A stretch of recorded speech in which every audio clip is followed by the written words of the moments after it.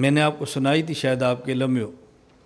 حضرت خوابوں کی تعبیر کے بادشاہ امام المعبرین علامہ ابن سیرین رحمۃ اللہ علیہ، ایک شخص نے خواب دیکھی کہ میں نے خواب میں دیکھا کہ ہمارے گھر کی چھت گری ہے، فرمایا اپنی زمین کھودو نہ۔ اس نے کہا ہمارے گھر میں نے خواب دیکھا ہے چارپائی کے نیچے سے آگ نکلی ہے، فرمایا زمین کھودو۔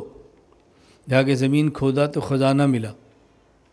6 ماہ بعد ایک شخص آیا، کہا جی میں نے خواب دیکھی ہے میری چارپائی کے نیچے سے آگ نکلی ہے، فرمایا سامان اپنا نکالو، کمرہ خالی کر دو۔ کمرہ خالی کیا تو چھت گر پڑی۔ شاگردوں نے پوچھا جی خواب ہے کیا، تعبیر کیوں بدلی ہے؟ فرمایا پہلی خواب سردی میں تھی، دوسری خواب گرمی میں تھی۔ گرمی میں خواب دیکھیں گے تعبیر اور ہوگی، سردی میں خواب دیکھیں گے تعبیر اور۔ اب آپ نے ان کی کتاب رویا وہ پڑھ لینی ہے، آپ نے خوابوں کی تعبیر بتاتے رہنی ہے، اگلے کے گھر اجڑ جائے گا۔ اس لیے کتابوں پڑھ کر خواب کی تعبیر نہیں بتاتے، یہ خواب کی تعبیر ایک فن ہے۔ بات سمجھتے ہیں؟ خواب کی تعبیر ایک فن ہے۔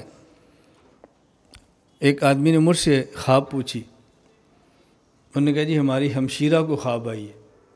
میں نے کہا آپ گھر جاؤ، مجھے لگتا ہے کہ آپ کے گھر کا کوئی آدمی حکومت میں ملازم ہے اور حکومت کا مال ناجائز طریقے سے کھا رہا ہے۔ تو مجھے کہتا ہے استاد جی میرا کی قصور ہے؟ نہیں مجھے پتہ چلے خواب ہمشیرہ کو آئی ہے، ملازم یہ ہے۔